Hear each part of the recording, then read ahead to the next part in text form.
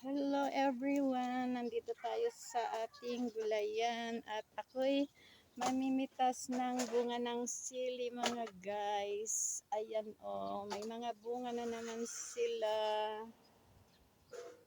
Gagawin ko kasing chili oil kaya ako'y mamimitas ng aking mga sili mga guys. Pag may tanim ay aanihin. Ilang beses ko nang pinag-harvestan itong mga sili na ito mga guys. Hindi lang 6 na beses na maraming beses na akong namitas dito. Ayan, namimitas na tayo.